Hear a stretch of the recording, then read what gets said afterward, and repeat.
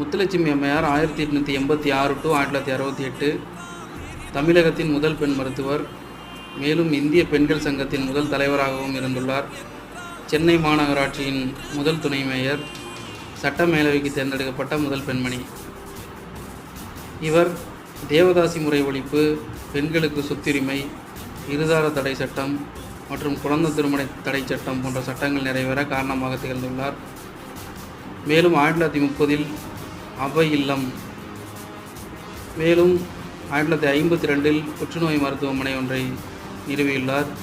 மேலும் இந்த மருத்துவமனையை நமது பாரத பிரதமர் ஜவஹர்லால் நேரு அன்றைய காலகட்டத்தில் திறந்து வைத்துள்ளார் என்பது சிறப்பு செய்தி. Thank you friends.